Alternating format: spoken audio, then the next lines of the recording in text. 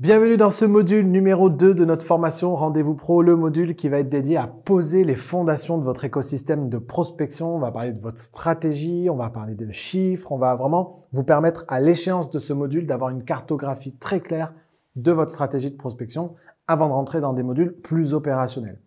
Et donc, on va voir ensemble finalement les 4 étapes nécessaires pour que vous puissiez avoir une stratégie de prospection qui soit efficace et efficiente.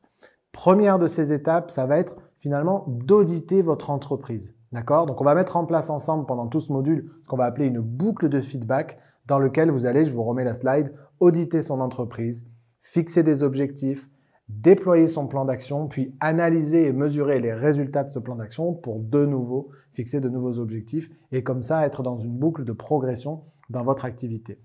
Donc, première de ces étapes, c'est l'audit de votre entreprise. Et pour ça, on va utiliser ce qu'on appelle un entonnoir de conversion. Et on va utiliser cet outil qui est un outil de modélisation de votre processus commercial pour suivre votre activité, mesurer l'efficacité des différentes phases de vente de votre processus et de votre tunnel de vente et que vous puissiez clairement identifier les endroits dans ce processus où votre attention doit se porter en priorité pour progresser. Et là, je pose toujours une question aux conseillers immobiliers que j'accompagne qui est est-ce que vous êtes suffisamment clair avec les chiffres à chaque étape de ce processus? Vous voyez, des petites flèches qui vont d'une étape à l'autre dans cet entonnoir de conversion. Et généralement, quand je demande aux conseillers immobiliers s'ils sont au clair avec ces chiffres, on est capable de me donner le chiffre d'affaires généré l'année précédente, le nombre de ventes que ça a représenté, parfois le nombre de mandats exclusifs qui ont été rentrés. Mais lorsque je leur demande combien de rendez-vous vendeurs ils ont obtenus, ben là, c'est un petit peu plus difficile. Et donc, c'est vraiment important que vous puissiez déterminer et avoir un regard lucide sur vos taux de conversion à chaque étape de ce processus. Vous voyez, vous mettez en place des actions de prospection qui génèrent des rendez-vous vendeurs, qui vont générer des mandats, puis des ventes. Est-ce que vous connaissez votre taux de conversion de votre nombre de rendez-vous vendeurs à votre nombre de mandats exclusifs, par exemple? Est-ce que vous connaissez le taux de conversion que vous avez entre votre nombre de mandats exclusifs et votre nombre de ventes? Si vous n'auditez pas votre entreprise de ce point de vue-là, si vous n'avez pas un regard clair sur ces taux de conversion, comment voulez-vous mettre en place un plan d'action de prospection qui vous permette de progresser à chaque étape de ce processus?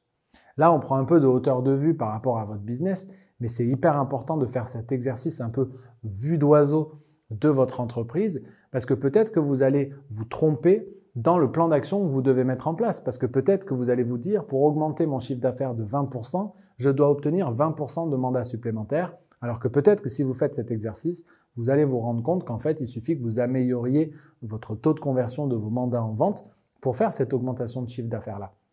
Donc, c'est vraiment important que vous soyez au clair là-dessus pour que vous puissiez identifier de manière laser focus l'endroit dans votre tunnel de conversion où vous pouvez aller chercher un potentiel de croissance.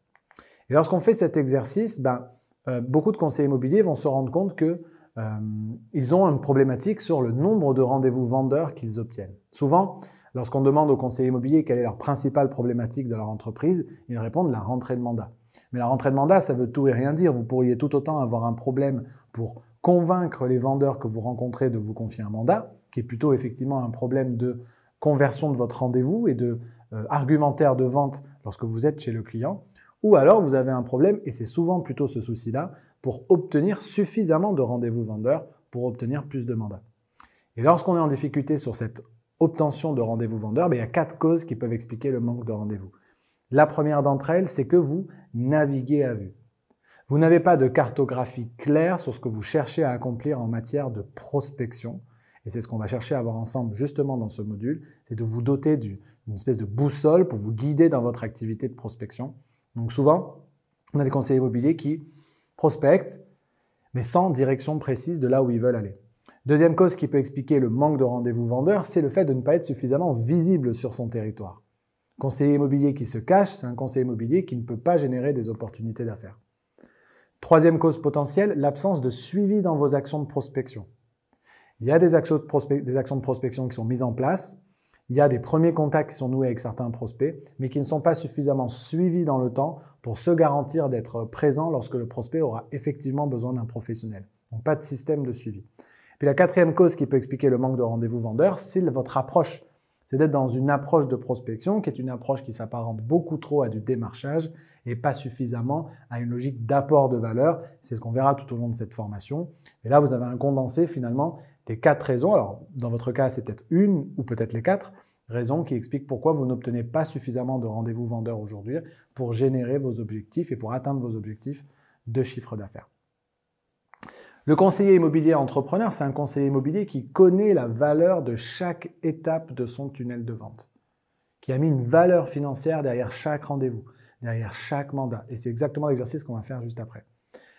Comme on met une valeur derrière chaque opportunité, et on sait donc si les opportunités sont bonnes à saisir ou pas, ben vous êtes en capacité du coup de choisir objectivement vos opportunités de business, de dire oui aux opportunités qui sont rentables pour votre entreprise et de dire non à celles qui ne seront pas suffisamment efficaces et qui vont nécessiter trop de ressources pour vous pour un résultat qui est trop aléatoire.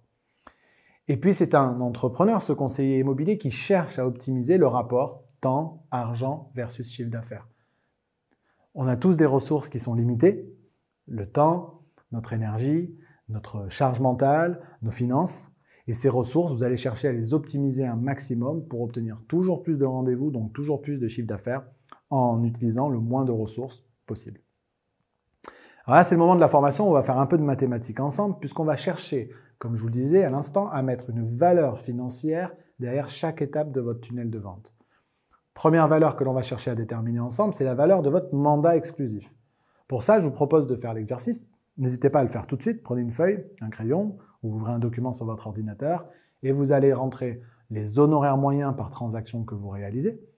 Donc pour ça, vous allez prendre le chiffre d'affaires que vous allez diviser par le nombre de ventes. Ça vous permet d'obtenir les honoraires moyens par transaction. Si vous n'avez pas encore suffisamment de ventes pour que ce soit pertinent, vous allez regarder les prix moyens sur votre marché sur lesquels vous allez appliquer un taux d'honoraire qui est le taux d'honoraire qui est le vôtre à votre barème aujourd'hui, peut-être 4, 5, 6%. Et vous allez obtenir les honoraires moyens que vous pouvez espérer pour chacune de vos transactions. Donc vous prenez votre honoraire moyen, vous le multipliez par votre taux de conversion de vos mandats exclusifs en vente et vous allez avoir la valeur de votre mandat exclusif. Je vous donne un exemple pour que ce soit clair. Honoraire moyen par transaction, 6 000 € hors taxe par exemple, et vous avez un taux de conversion de vos mandats exclusifs en vente de 75%. Ce qui veut dire que tous les 4 mandats exclusifs, vous faites 3 ventes. Okay ? Ça va vous donner mécaniquement, 6 000 fois 75%, 4 500 € de chiffre d'affaires moyen par mandat exclusif rentré. La valeur de votre mandat exclusif, c'est 4 500 € pour chaque mandat exclusif que vous obtenez. Mécaniquement, compte tenu de votre taux de conversion. Maintenant, peut-être que vous avez 10 000 € d'honoraires moyen et que vous avez un taux de conversion de vos exclus de 80%. Auquel cas, votre mandat exclusif vaudra 8 000 €. Okay ? Donc, hyper important de mettre une valeur derrière chaque mandat exclusif que vous allez chercher à obtenir. Allez, on va s'amuser à faire le même exercice cette fois, mais en mettant une valeur financière derrière chaque rendez-vous que vous obtenez. Parce que c'est ça qui nous intéresse lorsqu'on parle de prospection. Donc, même exercice, honoraire moyen par transaction, et vous allez cette fois appliquer le taux de conversion que vous avez de vos rendez-vous en mandat. En somme, de combien de rendez-vous vous avez besoin pour faire in fine une vente. D'accord ? Et là, peut-être que vous avez besoin de 5 rendez-vous vendeurs pour faire une vente. Ce qui équivaut en fait à un taux de conversion de vos mandats exclusifs en vente de 75% et un taux de conversion de vos rendez-vous en mandat exclusif de 25%. D'accord ? Ce sont à peu près les données que je donne pour un conseiller immobilier qui débute et qui n'a pas encore forcément les idées claires là-dessus. Vous pouvez tout à fait viser, avec un peu de formation, de transformer 75% de vos exclus en vente et de transformer 25% de vos rendez-vous vendeurs en mandat exclusif. Et ça nous donne une vente tous les 5 rendez-vous. Donc, pour 6 000 € de chiffre d'affaires hors taxe, vous avez une valeur par rendez-vous obtenu de 1 200 € hors taxe. Chaque nouveau rendez-vous que vous obtenez vous rapporte mécaniquement, compte tenu de vos taux de conversion, 1 200 € par rendez-vous obtenu. Pourquoi est-ce qu'on fait cet exercice-là? C'est simplement pour vous donner de nouvelles perspectives en matière de prospection. Faire cet exercice, c'est s'assurer de clarifier vos objectifs, ce que vous cherchez à obtenir, ce qui va vous permettre de donner du sens à votre activité sur une base quotidienne et donc plus de motivation. Parce que vous savez quelle est la valeur de ce que vous cherchez à obtenir chaque jour, vous allez gagner en motivation, en sens et en clarification de ce que vous cherchez à accomplir. Vous savez, cette anecdote où vous rentrez le soir chez vous et votre conjoint ou votre conjointe vous dit « Mais t'as vendu, chérie, aujourd'hui ?» Non, chérie, je ne fais pas des ventes tous les jours. Mais par contre, j'ai obtenu un rendez-vous vendeur. Et comme vous savez que ce rendez-vous vendeur vaut 1 200 €, peut-être 1 500, peut-être 2 000, peut-être 4 000 pour certains d'entre vous, vous savez si votre journée, finalement, elle a été rentable. Ce qu'on va chercher à faire juste après, finalement, ça va être d'analyser la rentabilité de chaque action de prospection que vous mettez en place. Pour ça, on va regarder le temps et éventuellement l'argent que vous investissez pour chacune de ces actions de prospection. Pour ça, il va falloir qu'on ait besoin de votre taux horaire, de votre valeur par rendez-vous vendeur et du temps que vous passez pour chacune des actions de prospection que vous mettez en place. Premièrement, votre taux horaire. Votre taux horaire, ça veut dire quoi? C'est le chiffre d'affaires que vous avez objectif divisé par le nombre d'heures de travail que vous allez opérer sur un mois ou vous avez l'ambition d'opérer sur un mois. Par exemple, si vous cherchez à faire 7 000 € de chiffre d'affaires dans un mois et que vous avez prévu travailler 140 heures sur ce mois, vous devez mécaniquement générer 50 € de chiffre d'affaires par heure de travail. C'est ça votre taux horaire. C'est-à-dire votre heure de travail doit valoir plus de 50 € pour être certain d'atteindre votre objectif de chiffre d'affaires. Ça, c'est la première donnée dont on va avoir besoin. Donc, faites tout de suite l'exercice pour savoir ce que ça veut dire pour vous. Certains d'entre vous vont travailler 100 heures par semaine, pour d'autres 200. Vous n'avez pas les mêmes objectifs, donc vous allez arriver mécaniquement à des chiffres différents. Deuxième chiffre que vous recherchez à obtenir, ça va être la valeur par rendez-vous vendeur et ce calcul, on vient de le faire. D'accord? Je vous ai remis l'exemple dont on a parlé précédemment, 1 200 € par rendez-vous vendeur dans notre exemple. Et puis, vous allez chercher à analyser le nombre d'heures que vous avez passé par stratégie de prospection. Combien d'heures est-ce que vous passez sur un mois à faire de la prospection téléphonique? Combien d'heures vous passez sur un mois à faire de la prospection sur vos réseaux sociaux, de la prospection terrain? Ou combien d'heures vous avez passé à animer votre programme de recommandation et d'ambassadeur? Vous allez regarder combien d'heures pour chacune de ces actions vous avez pris sur un mois. Et donc, ça va vous permettre de savoir, et c'est le calcul qu'on va faire, la rentabilité par action de prospection. D'accord? 1 200 € par rendez-vous, et vous allez prendre votre valeur horaire multipliée par le nombre d'heures de travail, et vous arrivez à un taux de rentabilité, en fait, de votre action de prospection. Peut-être que sur la prospection téléphonique, vous allez obtenir un rendez-vous qui vaut 1 200 € toutes les heures de prospection téléphonique, ce qui va donner un taux de rentabilité, dans notre cas ici, de 24. Peut-être que pour obtenir ce même rendez-vous sur une action de boitage, ça va vous prendre 20 heures de boitage, ce qui donne, on le voit, une rentabilité bien moindre.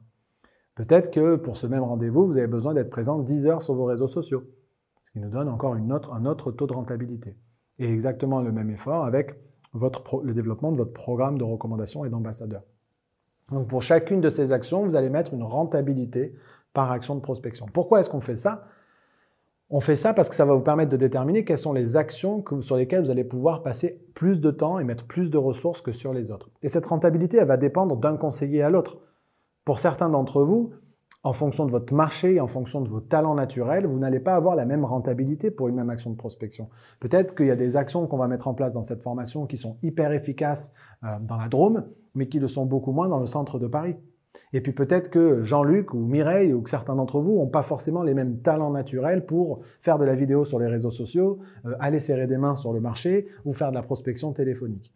Et donc cette rentabilité va dépendre et va être différente pour chaque conseiller immobilier qui suit cette formation en fonction de sa réalité de marché et en fonction de ses talents naturels.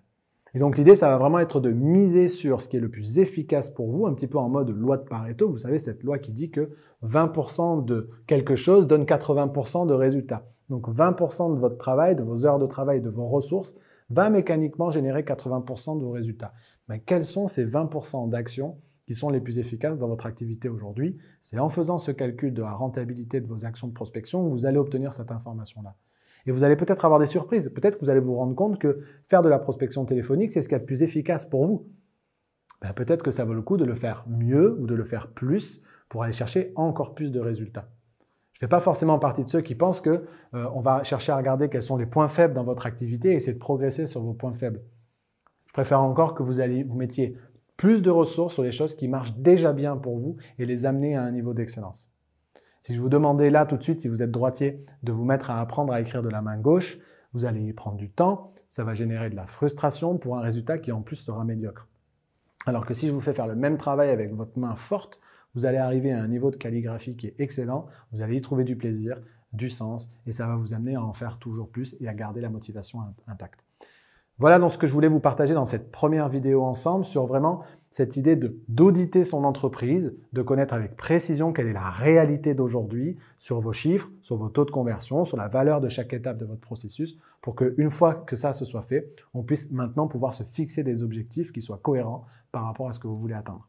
C'est ce que je vous propose qu'on fasse tout de suite dans cette deuxième vidéo de ce module. À tout de suite.